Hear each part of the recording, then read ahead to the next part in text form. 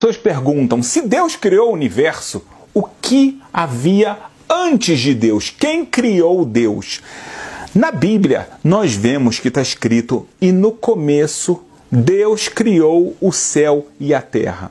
A gente sabe que houve um começo que Deus criou o céu e a terra. E o que havia antes disso? Também no livro de Salmos, nós vemos que está escrito que Deus, antes de criar as montanhas, antes de criar todo o universo, ele existia da eternidade até a eternidade, ele já era o Deus. Então aqui tem uma alusão de que mesmo antes da criação do universo já existia Deus, mas muitas pessoas falam, mas da mesma forma que tudo tem uma causa inicial, qual é a causa inicial de Deus? A resposta a gente vai começar a dar é a seguinte: quem criou Deus é uma pergunta errada, porque Deus ele é o Criador.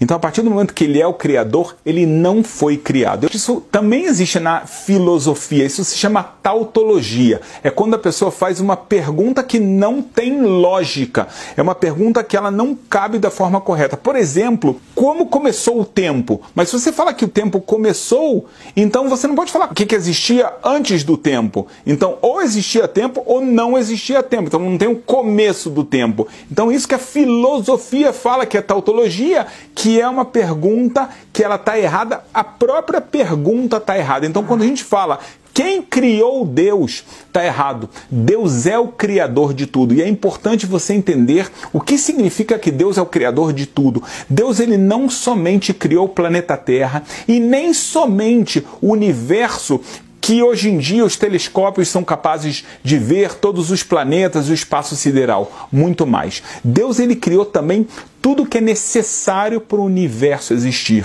E agora eu não estou falando agora só dos seres humanos, a gente está falando também dos conceitos. Por exemplo, os seres humanos, eles são dotados de sentimentos. Então, Deus, ele tem um objetivo na criação do mundo, então nesse objetivo não basta criar o ser humano. Ele tem que criar o ser humano, por exemplo, com sentimentos, ele tem que criar capacidade intelectual. Veja bem, essa capacidade intelectual não é dada para todos os seres vivos. A gente sabe que tem animais que têm algum nível de inteligência, outro que tem muito menos nível de inteligência, até chegar ao ser humano, que ele tem um maior nível de inteligência disparado, ou seja, Deus criou a capacidade intelectual para esse mundo funcionar. É claro que cada um desses elementos tem uma missão no mundo de Deus. Então, a capacidade intelectual, por exemplo, é para o ser humano poder criar o seu sustento, poder entender Deus, se comunicar com Ele.